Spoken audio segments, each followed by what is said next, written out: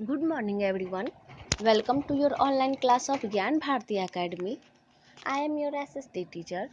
Today, I am going to about a study of the class 7th, chapter 3, History, the Sultanate period. यानी आज हम लोग class 7th के chapter 3 history period के बारे में पढ़ेंगे। तो चलिए क्लास को स्टार्ट करते हैं। तो क्लास स्टार्ट करने से पहले मैं आपको बता दूं कि अगर आप नए हैं तो इस चैनल को ज्ञान भारती के ऑनलाइन क्लास को सब्सक्राइब कर लें ताकि वीडियो की नोटिफिकेशन आप तक जल्दी से जल्दी पहुंच सके। तो जैसा कि हम लोग देख रहे हैं कि यहाँ पर जो आप लोग का चैप्टर 3 है, द सल्तनत पीरियड। क्या है? सल्तनत पीरियड। तो इसके बारे में बता रहा है इनसाइड द चिप क्या क्या देखने को मिलेगा या क्या क्या पढ़ने को मिलेगा। तो इसमें है द सेल्फ डायनेस्टी के बारे में, द सैयद डायनेस्टी के बारे में, द खिलजी डायनेस्टी के बारे में, द तुगलक डायनेस्टी के बारे में। यानी पूरे जो 5 पॉइंट है वो क्या है, पूरे के पूरे द सल्तनत पीरियड से रिलेटेड है। तो चलिए क्लास को स्टार्ट करते हैं।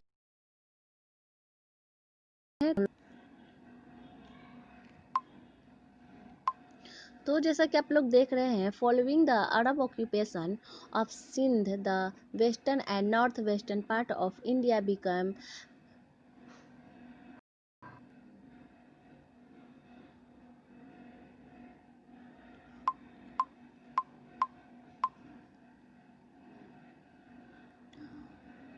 following the Arab occupation of Sindh, the western and northwestern part of India became vulnerable enough to withstand the might of quite a few aggressive and ambitious rulers of Central Asian origin. यानी यहाँ पर बोल रहा है कि जब सिंध पर अरबी शासन के बाद भारत के पश्चिमी और उत्तरी भागों के लोग मध्य एशिया के मूल में कुछ क्या होने लगे थे, कुछ आक्रामक और महत्वाकांक्षी शासकों का सामना करने में सक्षम हो गए थे। तो आगे बता रहा है यहाँ पर among them the first to invade the country of Muhammad Ghaznavi. तो उनमें से सबसे पहले मुहम्मद गजनवी ने देश पर आक्रमण किया था। During the first half of the 11th century they launched a spate of swift attack on India with the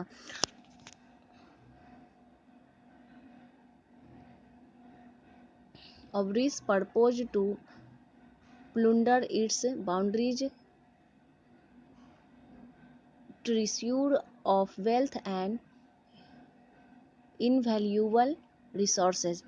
यानी यहाँ पर बता रहा है कि जब 11वीं शताब्दी में के पूर्वार्ध में उन्होंने भारत पर तीव्र हमले के सूत्रपात को बढ़ा दिया। यानी जब 11वीं शताब्दी में मोहम्मद गजनवी ने भारत पर हमला करने का जो अभियान था उसका सूत्रपात किया था, जिसमें वह अपने असीम धन और मूल्यवान संसाधनों को भी लूट सके। यानी उनका मकसद ही था कि भारत में सबसे ज़्यादा आक्रमण करना है और इनका अमूल्य संसाधन को लूटना है। आगे है like Ghaznavi who held from the small principality of Ghazni, Ghori also came from a small place called Ghor. यानी यहाँ पर बता रहा है कि गजनबी की भांति ही जो गजनी की छोटी सी रियासत में उनका स्वागत किया था गोरी। यानी यहाँ पर बता रहे हैं कि घोड़ी भी घरों में से एक ही छोटी सी जगह से आया था। आगे है in the decisive battle of Tarain in 1192 AD against the brave Prithviraj Chauhan of Ajmer Ghori emerged victories, यानी यहाँ पर बता रहा है कि 1912 ईस्वी के निर्णायक यहाँ पर बता रहा है जैसे कि जो गोरों में से जो छोटा सा एक जगह से आया था, जैन के जो पृथ्वीराज जो चौहान थे जैन, वो भी अजमेर के विरुद्ध 1992 ईस्वी में निर्णायक युद्ध में गोरी से युद्ध किए थे, उसमें वो विजय हुए थे। आगे यहाँ पर बता रहा है there after he defeated several other Indian rules including Jayachandra of Kannauj and eventually succeeded in occupying Delhi, यानी यहाँ पर बता रहा है कि इसके बाद उन्होंने कई अन्य भारतीय शासकों को भी हरा दिया कन्नौज के समेत जयचंद्र, और अंततः वह कन्नौज पे भी वो अधिकार करके यानी युद्ध में उनको जीत लिया था और अंततः वह दिल्ली पहुँचे। आगे यहाँ पर है गोरी did not stay in India regularly and for a long, यानी यहाँ पर बता रहा है जो गोरी था वो भारत में नियमित और लंबे समय तक नहीं रहा था। He had to go back to set his own house in order because Ghor and grown restive just after he left for his Indian campaign, यानी यहाँ पर बता रहा है कि उन्हें जो अपने घर वापस जाना पड़ा तो उन्होंने अपने घर को ठीक करने के लिए उनको अपने जब घर वापस जाना पड़ा तो वे अपने घर को ठीक करने के लिए गए, क्योंकि उनके जो घर था वो भारतीय अभियान के लिए रवाना होने के तुरंत बाद वे क्या हो गए थे, घबरा गए थे। आगे यहाँ पर बता रहा है in his absence it was his deputy Qutbuddin Aibak who ruled in his name over the territories conquered by him, यानी यहाँ पर बता रहा है कि उनकी अनुपस्थिति में उनका जो उप कुतुबुद्दीन ऐबक था उसने इन पर विजय प्राप्त कर ली थी। आगे है द सेल्फ डायनेस्टी, यानी अब हम लोग सेल्फ डायनेस्टी के बारे में पढ़ेंगे। तो यहाँ पर हम लोग देख लेते हैं कुतुबुद्दीन ऐबक है जिसका पीरियड है 1206 से लेकर 1290 AD तक। तो यहाँ पर बता रहे Qutubuddin strengthened his position by being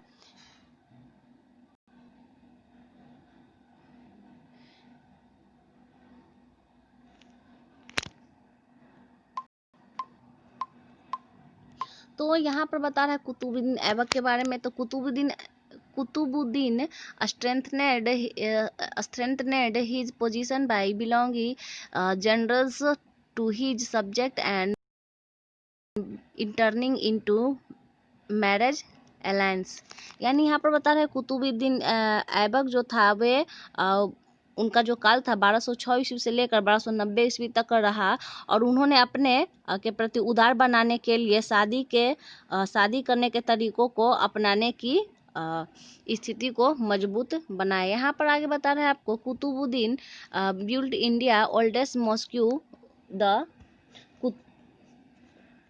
क्वायात ul Islam Masjid in Delhi, यानी कुतुबुद्दीन ऐबक ने सबसे पुरानी मस्जिद क्वात उल इस्लाम मस्जिद जो कि कहाँ है, दिल्ली में उनका निर्माण कराया था।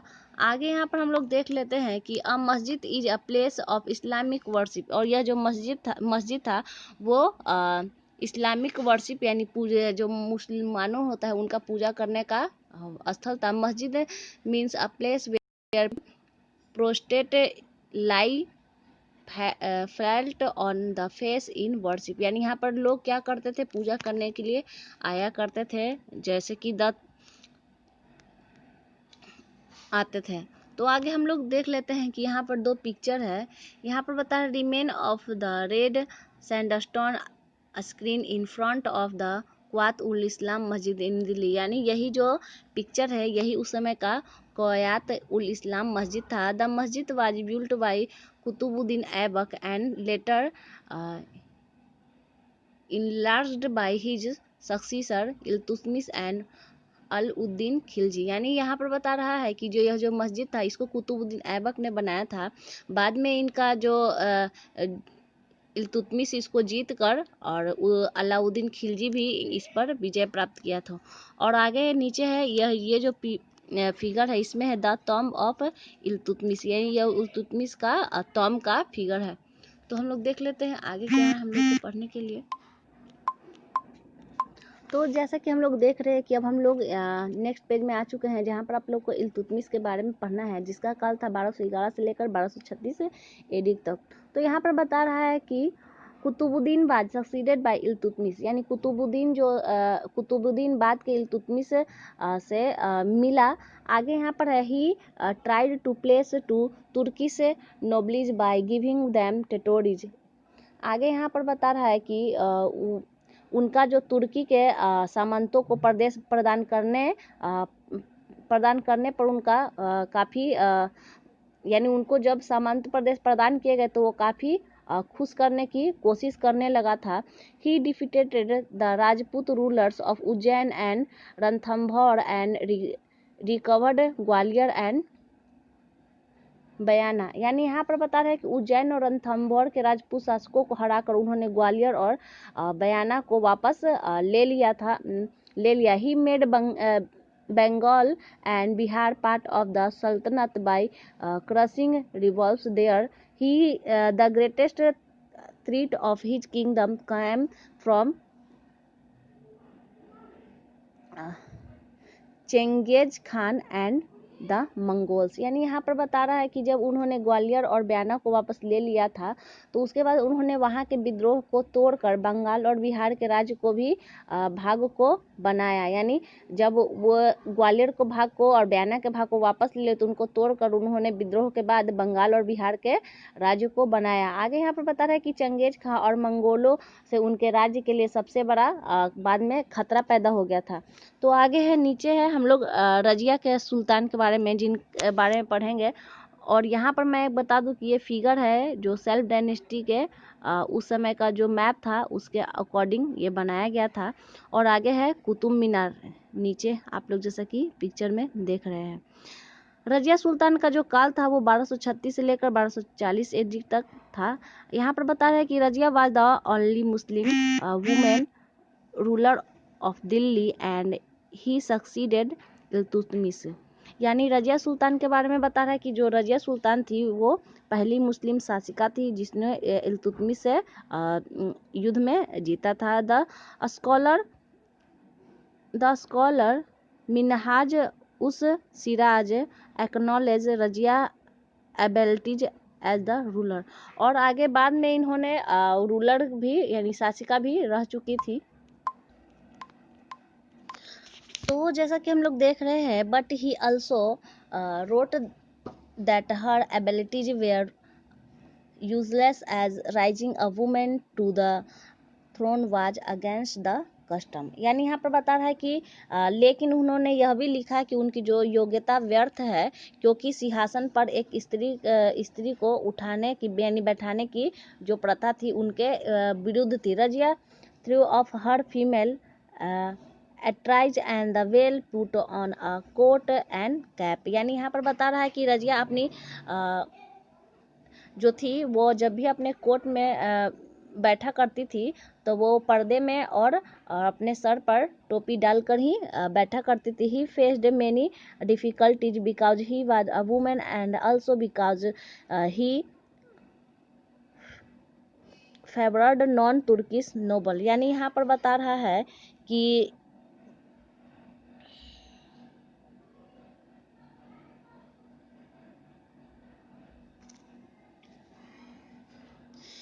क्योंकि वो क्या थी, क्योंकि वो महिला थी और वो एक महिला होने के कारण उनको क्या था, जो उनको वो सम्मान नहीं मिलता था जो वहाँ के अगर वो पुरुष राजा वहाँ होता उनको मिलता, क्योंकि वह गैर सामंत विशेष रूप से चहगनी या 40 राजाओं को अपने हाथ में वो जो जहाँ की राजा थी उनको वो सत्ता चाहिए था। The noble specially the challenging और the 40 wanted power in their hands, यानी वहाँ के जो 40 राजा थे उनके राज्य के उनको भी यह राज्य वो छीनना चाहते थे। आगे है the compressed against her and killed her in a battle just outside Delhi. यानी यहाँ पर बता रहा है कि वे उनके विरुद्ध थी और वे दिल्ली के बाहर हिलिन युद्ध के लिए उनको हिलिन युद्ध में उनको मार डाला गया। रजिया के यहाँ पर बता रहा है रजिया के दो कमज़ोर शासक यहाँ पर हम लोग देख लेते हैं नसरुद्दीन मोहम्मद, जिनका काल था 1246 से टू 1266 AD थे। आगे यहाँ पर बता रहे after Razia fall to weak rulers Bahram, जिनका क्या काल था, जिनका काल था 1240 टू 1242 एंड अलाउद्दीन मसूद 1242 से to 1246 AD followed in quick सक्सीजन।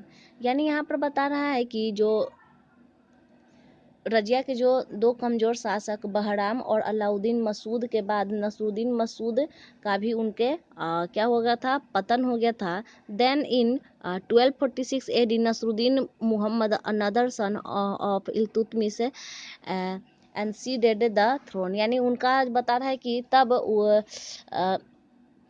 यहाँ पर 1246 ईस्वी में नसरुद्दीन मोहम्मद का उनका जो अन्य पुत्र था उनको सिंहासन पर बैठाया गया।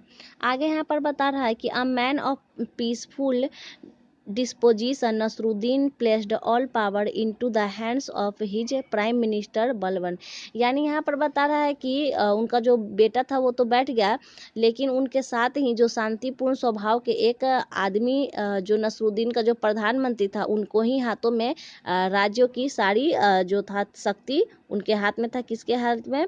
जो प्रधान था प्राइम मिनिस्टर बलबन, उनके ही हाथ में पूरा शक्ति था।